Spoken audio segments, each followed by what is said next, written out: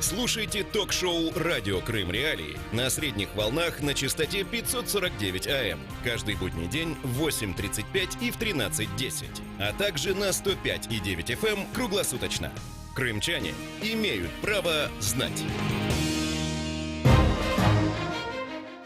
Продолжаем эфир радио Крым Реалии. У микрофона Елена Римовская. Здравствуйте. Слушайте нас на средних волнах, частота 549 кГц в 13:10 в Крыму, а на материковой части Украины в 12:10, а также на 105,9 FM круглосуточно. Крымчане могут бесплатно звонить в эфир по телефону 8 800 10 06 926, номер телефона для жителей материковой Украины 044 490 31 18.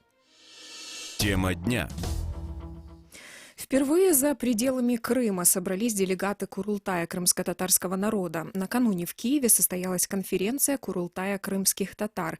Это не само заседание. Собраться полноценно высший представительный полномочный орган крымско-татарского народа не может в связи с аннексией полуострова. Однако участники конференции намеревались рассмотреть ряд важных для крымских татар вопросов. О чем договорились, сколько делегатов Курултая присутствовало и как поддержали конференцию представители украинской власти и международного сообщества, об этом поговорим в ближайшие полчаса. Крым в центре внимания. Предварительно главными темами для обсуждения на конференции должны были стать текущее состояние дел на полуострове, а также как крымским татарам действовать дальше. По факту крымско-татарский народ на полуострове остался без представителей после аннексии Крыма России. Сессии Курултая не проводятся, меджлис запрещен. Крымские татары регулярно подвергаются обыскам, а некоторые и вовсе фигуранты уголовных дел. Всего на конференции в Киеве собралось около 200 человек, в том числе около трети непосредственно делегатов Курултая крымских татар. Главная интрига заключалась в том, смогут ли приехать в Киев делегаты из Крыма. Первый заместитель главы меджлиса крымско-татарского народа Нариман Джилял рассказал нам, сколько людей приехали с материковой части Украины, а сколько с полуострова. Предлагаю послушать. Где-то 1/3 делегатов здесь присутствует, даже больше, наверное, трети, но здесь очень много активистов национального движения. Это люди, которые сегодня ведут активную борьбу, защищая интересы крымско-татарского народа, политических заключенных, целостность Украины. Это люди, которые ходят на суду, собирают средства для национального движения, для поддержки семей политзаключенных. То есть это огромный массив людей. Где-то, наверное, делегатов 20 сегодня по разным причинам вынуждены проживать здесь, на материке. Остальные приехали из Крыма. Среди вопросов, которые планировались к рассмотрению, исключение из состава Курултая некоторых его членов за сотрудничество с российскими властями. Предлагаю послушать прямую речь лидера крымских татар Мустафы Джемилева накануне конференции по этому поводу.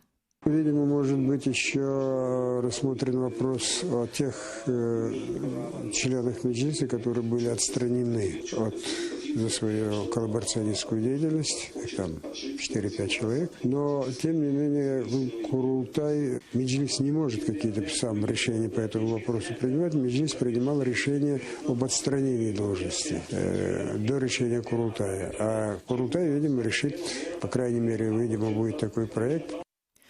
О том, до чего договорились на конференции Курултая, мы узнаем поподробнее у председателя меджлиса крымско-татарского народа Рифата Чубарова. Он с нами на прямой связи. Господин Чубаров, здравствуйте. Расскажите, пожалуйста, нашим слушателям вот о ключевых итогах конференции вчерашней.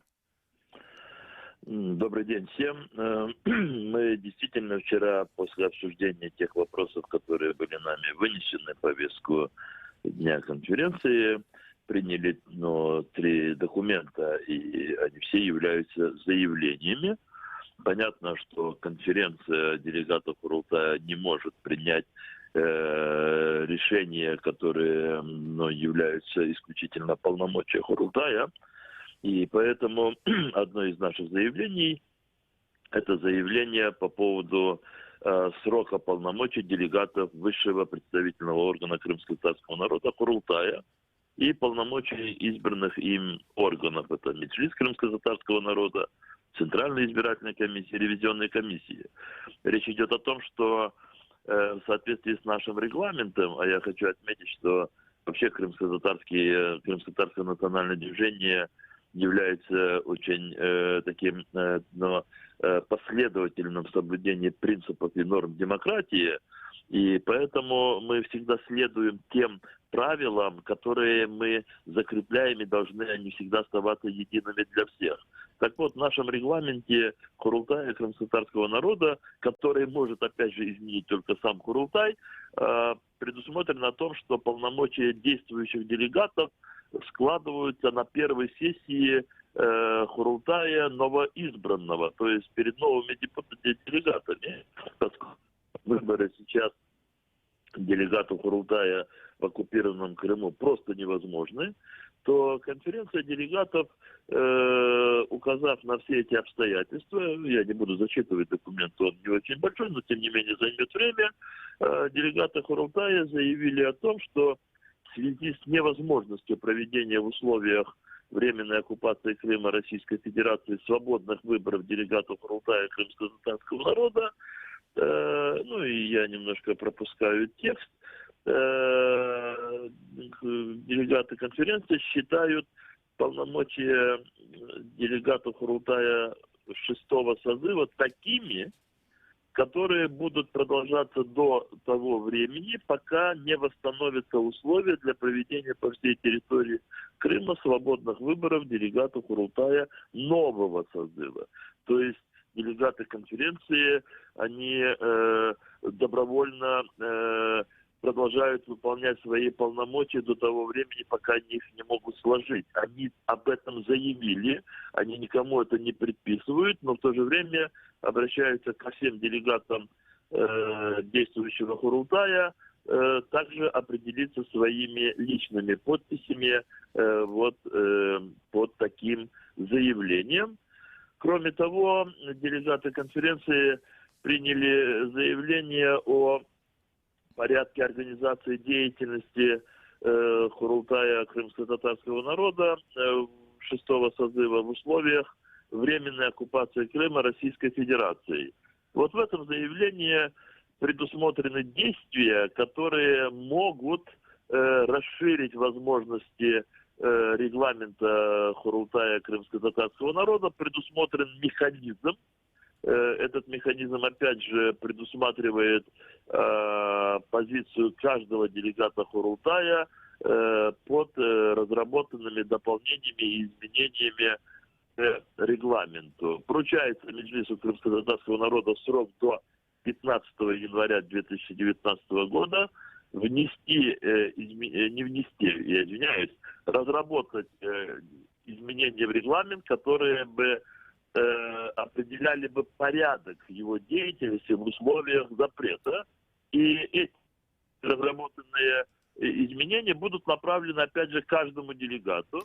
Если они будут поддержаны большинством от состава сегодняшнего Курултая, то тогда они таким образом будут легализованы. Это речь идет о том, как Курултаю действовать и в Крыму, и за пределами Крыма.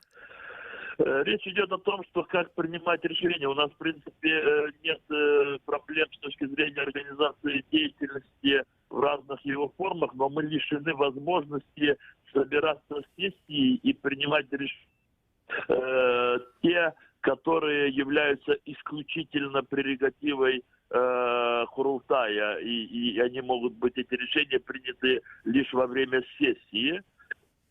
И поэтому мы будем думать о том, как в регламенте предусмотреть такую процедуру, когда голос, я же говорил о том, что для нас принципы демократии, они выше всего, и даже в таких условиях, кто бы как бы не аргументировал, просто были призывы о том, что военные условия, и давайте, какие-то кардинальные, радикальные, вернее, изменения в регламенте. Делегаты не поддержали такой подход, но в то же время очевидно, что нам надо найти, изыскать возможность принятия решений в другом формате, тогда, когда, не в формате сессии, но тем не менее при этом мы не можем создать порядок, где делегат даже один может быть исключен из порядка принятия решений. Поэтому участие каждого делегата, конечно, кроме тех, которые откажутся в этом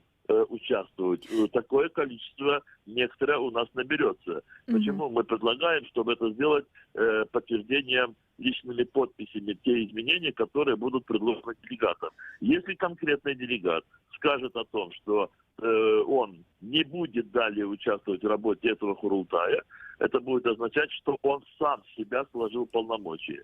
Если делегат подписывает, это означает о том, что он соблюдает требования регламента, которые от него требуют, что он может сложить свои обязательства только перед новым Курултаем. Мгм. Вы, я так понимаю, назвали 2 из 3 пунктов, да, по поводу решений. Есть еще какое-то третье решение?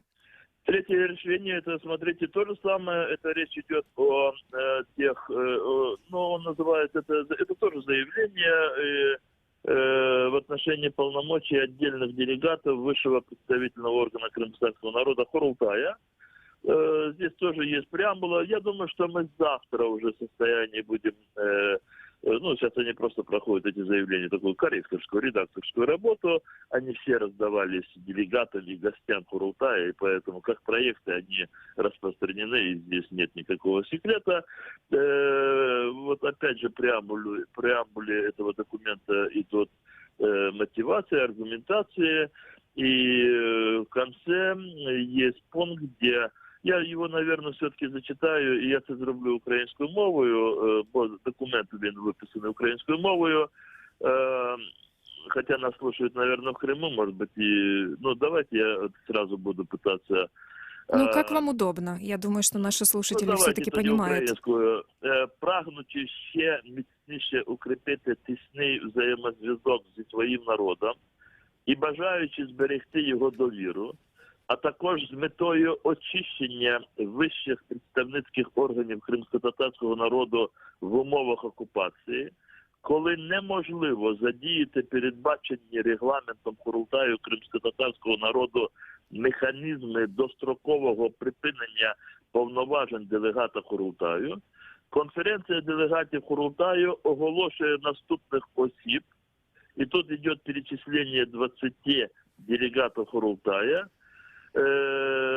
оголошує наступних осіб такими, які своїми діями та вчинками порушили принципи і цілі, закладені в основу діяльності Курултаю кримськотатарського народу, не виконали рішення Курултаю кримськотатарського народу і Меджлісу кримськотатарського народу, а також порушили чинне законодавство України, зокрема норми закону про забезпечення прав і свобод громадян та про режим на тимчасово оккупованной территории Украины. То И есть... відповідно, и соответственно конференция делегатов Курултая Крымского народа исходит из того, что указанные выше лица своими действиями поставили себя вне состава делегатов Курултая со всеми последствиями, которые из этого вытекают. Вы видите, опять же, да, мы не исключили их, мы не можем их исключить, это делает Курултай. Но вот эти 5 делегатов, которые вчера собрались, они заявили о том, что вот такие их действия, они сами их поставили, они сами себя вывели из состава делегатов, и это решение теперь будет, по сути, по факту мы закрепили то, что уже есть, потому что крымские татары этих людей отвергли, и нигде они не воспринимаются как делегаты Курултая. Господин Чубаров, я вас попрошу оставаться на линии, потому что у нас есть слушатель. Интересно, какой у него вопрос или замечание по теме. Есть у нас слушатель, правда? Здравствуйте, кто вы, откуда? Представьтесь, пожалуйста, и ваш вопрос или ваша реплика.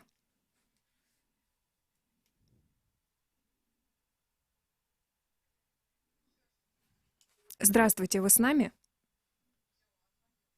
Наверное, слушатель у нас, скажем так, отпал, но у нас с нами на прямой связи председатель Меджлиса крымско-татарского народа Рифат Чубаров. Господин Чубаров, вот у меня вопрос по поводу заявления президента Украины Петра Порошенко, которое вы вчера на заседании, на конференции зачитывали. Речь шла о том, что в ближайшее время Конституционная комиссия рассмотрит проект изменений в Конституцию Украины относительно статуса Крыма и подаст его на рассмотрение президента. Вы могли бы нам очень коротко рассказать, вот каковы ваши ожидания в связи с этим заявлением, чего вы ожидаете от Конституционной комиссии? Рабочая группа в составе 5 членов Конституционной комиссии. Это известнейшие юристы, конституционалисты, есть и некоторые политики. Проработала практически около и этой рабочей группой подготовлены изменения и дополнения к разделу 10 Конституции Украины «Автономная Республика Крым». Также подготовлены 2 законопроекта, которые являются расширением предлагаемых изменений. Закон о статусе крымско-татарского народа и закон о коренных народах в Украине. И, соответственно, эти проекты должны быть рассмотрены Конституционной комиссией. У меня есть предчувствие, что буквально в ближайшее время заседание Конституционной комиссии, в которой более 80 членов, состоится. Спасибо огромное. Рифат Чубаров, председатель Меджлиса крымско-татарского народа, был на связи с радио Крым Реалии. Мы сегодня говорим об итогах вчерашней конференции Курултая крымско-татарского народа. Несколько очень важных решений для крымских татар и в Крыму, и за пределами полуострова были приняты. Я напомню, что наш бесплатный номер телефона 8 810 06 926. Звоните, пожалуйста, и ожидайте на линии, потому что мы на самом деле очень ценим ваши звонки. Просто иногда так получается, что нужно, чтобы наш спикер все-таки довел свое мнение до конца. И также телефон для жителей других регионов Украины 044 490 31 18. Вечер. Лучшее время, чтобы узнать главные события дня. С понедельника по пятницу в 19:30. Крымский вечер на радио Крым Реалии. Итак, мы обсуждаем итоги конференции Курултая крымско-татарского народа, которая состоялась в Киеве накануне. С нами на прямой связи уже был председатель Меджлиса крымско-татарского народа Рифат Чубаров. И я хочу отметить, что на конференции Курултая присутствовали также ряд депутатов Верховной Рады Украины, представители других государств. Например, выступил посол Турции в Украине. В связи с проведением конференции Курултая в Киеве радио Крым Реалии связалась также с представительством Евросоюза в Украине. И вот пресс-секретарь представительства Евросоюза в Украине Давид Столик отметил нам в комментарии, что делегация очень внимательно следит за тем, что происходит с крымскими татарами в Крыму. Наскільки це є подія пов'язана з Україною і це українська подія, то ми, звичайно, за такими зустрічами слідкуємо і звітуємо також про них до Брюсселу. І саме питання кримських татар, їх положення в Криму, який ми не визнаємо як анексовану частину Росії, тобто ми визнаємо Крим як де юре частину України. І тут ми, звичайно, дуже чітко слідкуємо за цими порушеннями прав людини, в тому числі прав національних меншин в Криму, і про що декілька разів, багато разів йшлося в наших різних заявах високого представника пані Могеріни чи в інших заявах від Європейського Союзу. Ми маємо постійні контакти з представниками кримсько-татарського народу, з Меджлісом, і з його представниками, які тут є в Києві, які нас інформують про те, що відбувається в Криму. Також нещодавно відбувся візит посольств країн-членів ЄС на кримсько-татарський канал АТР, де нам також було передано багато нової і цікавої інформації про те, що яке є положення в Криму. Так що ми постійно моніторимо, постійно збираємо цю інформацію. Є конкретні люди не тільки в представництві ЄС, але також в інших посольствах, які відповідають саме власне за кримське питання. Это была прямая речь Давида Столика, пресс-секретаря представительства Евросоюза в Украине. Мне коллеги подсказывают, что у нас есть слушатель. Здравствуйте, вы с нами на прямой связи. Представьтесь, пожалуйста, кто вы, откуда, и ваш вопрос или реплика. Алло, здравствуйте. Здравствуйте, уважаемые ведущие и все, кто слушает. Алло, здравствуйте, да, вы в прямом эфире. Да, я понял, что я в прямом эфире. Вот, во-первых, хочу сказать спасибо за то, что вы делаете. Это Александр из Москвы, вот, что называется. Вот вас прям сижу и слушаю на 549 килогерц. Вот. Во-первых, спасибо, что вы делаете. Ну, а во-вторых, по теме, если вот будет следующий спикер у вас на телефоне, вот спросите 3 вещи. Первое, насколько Запад содействует и помогает, особенно Турция.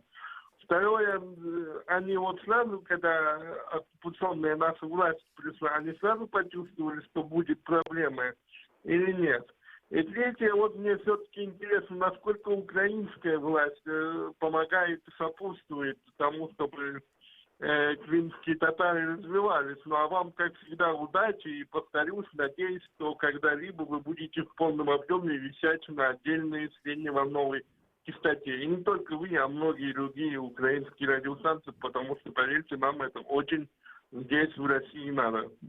Спасибо вам огромное за ваш звонок. Но относительно, например, украинских властей, я перед продолжением разговора, я вам напомню, что вот мы отмечали вот этот момент, что вчера на конференции Курултая крымско-татарского народа Рифат Чубаров зачитывал обращение президента Украины Петра Порошенко. Он там, в частности, высказал, конечно же, поддержку крымско-татарскому народу и также отметил, что Конституционная комиссия должна в скором времени передать президенту предложение относительно изменений в Конституцию Украины по поводу ситуации с крымскими татарами. Спасибо вам огромное за ваш звонок.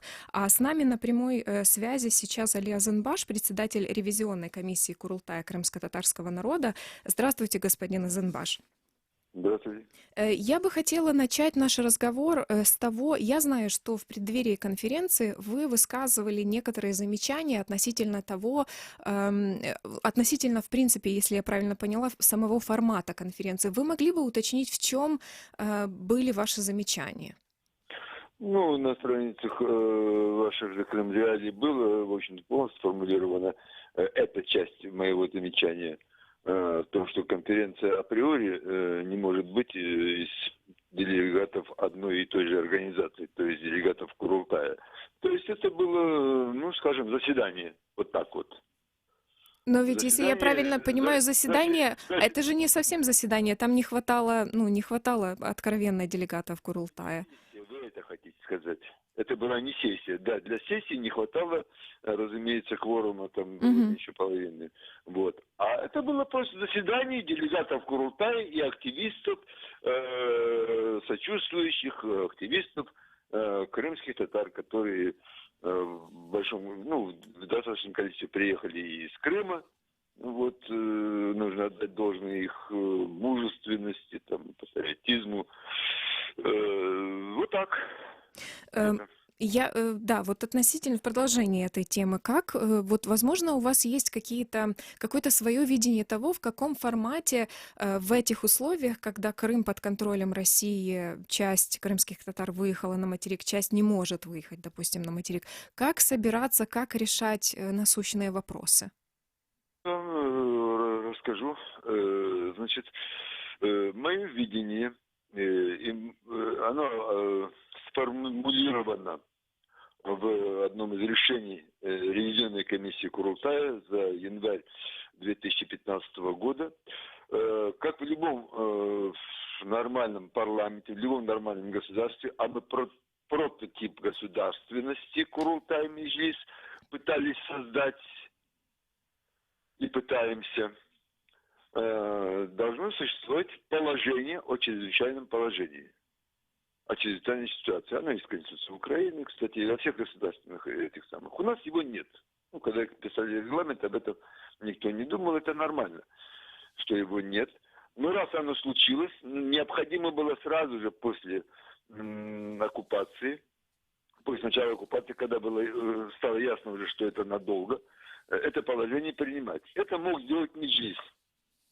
Даже если рассматривать сессии Курултая, все равно презентовать это должна была не ревизионная комиссия Курултая, у нее таких, в общем-то, процедурных полномочий нет, а должен быть презентовать Меджлис. Меджлис должен рассмотреть любое предложение ревизионной комиссии в течение 2 недель, я уже говорю из регламента. Вот. И принять, не принять, это уже такое дело. Но, тем не менее, до сегодняшнего дня это положение не рассмотрено, не принято. Одновременно с этим председатель, не имея такого положения, тем не менее, объявил распоряжение о чрезвычайной ситуации в 26 апреля 2016 года. И таким образом объявил, что всю власть он берет на себя. Вот. Власть он взял, но ответственность, насколько понимаю, не очень, потому что вот этот вот вчерашнее заседание, это, скорее всего, да, такое вот как бы разделение ответственности на людей, которые в повседневной в большинстве своем жизни, ну, проявляют, безусловно, активность, но задач как таковых не имеют. Понимаете, да, о чем я говорю? Да. То есть любая организация должна в любой структуре, неважно, общественная или рабочая, должны быть распределены обязанности. Я поняла, господин Азанбаш, ваше замечание. У нас... Тогда можно думать о результатах, планировать результаты, добиваться результатов, изучать, почему не получилось то или другое желание или та или другая задача. Тогда уже можно анализировать. А так... Спасибо, я поняла ваше мнение. Олег Азанбаш, председатель ревизионной комиссии Курултая крымско-татарского народа, был на связи с радио Крым Реалии. Мы сегодня обсуждаем итоги конференции Курултая крымско-татарского народа, которая состоялась накануне. И у нас с нами на связи есть уже директор Центра ближневосточных исследований Игорь Семиволос. Мы с ним обсудим не только итоги, но и вопрос, который нам задал слушатель. Господин Семиволос, здравствуйте. Я вот хотела поинтересоваться у вас насчет вопроса, который нам слушатель озвучил. По вашим оценкам, по вашему мнению, та поддержка, которую оказывают крымским татарам украинские власти и международное сообщество, этой поддержки достаточно? Понимаете, это вопрос несколько манипулятивен по причине того, что всегда недостаточно поддержки. То есть всегда хочется больше поддержки. Но мне кажется, что сейчас наиболее благоприятный период, когда украинский политический класс и большая часть украинского общества настроена положительно и готова очень внимательно слушать и воспринимать те требования или же те условия или те интересы, которые представляют крымские татары. Угу. Относительно итогов конференции вчерашней, вот обсуждалось в частности, что лидерам на местах, скажем так, лидерам общин крымско-татарских нужно как-то активизировать работу с представителями крымско-татарского народа, возможно, как-то переформатировать в условиях того, что Крым находится под контролем России. Как, по-вашему, вот есть на самом деле какое-то пространство для маневра на полуострове сейчас, чтобы вот крымские татары придумали какие-то другие формы для взаимодействия и для решения своих проблем? Ну, на самом деле не так много пространства для маневра, учитывая то, что Меджлис запрещен оккупационными властями. В отношении активистов Меджлиса осуществляются репрессии. Любая попытка активизации сразу же вызывает активное внимание со стороны спецслужб оккупантов и тому подобное.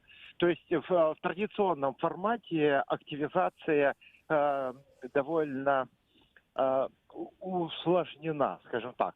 А если говорить о опыте, который существует или существовал в других странах в условиях оккупации, военного положения и так далее, то, конечно же, есть методы, в том числе профсоюзы, профсоюзная деятельность, которая позволяет использовать максимально широко возможности и при этом не вызывать прямой негативной реакции со стороны оккупанта.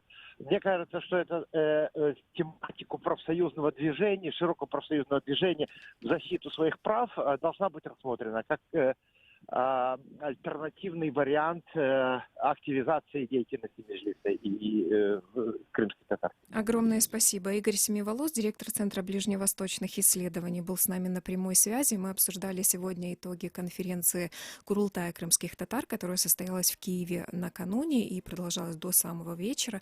Это было радио Крым Реалии. Больше материалов по этой теме вы можете найти на сайте Крым Реалии в интернете. И должна отметить, что на сайте сегодня очень много интересных материалов и по поводу дня рождения лидера крымских татар Мустафы Джемилева. Заходите, читайте, пишите нам и звоните нам. Спасибо огромное, что вы нас слушаете. И до новых встреч.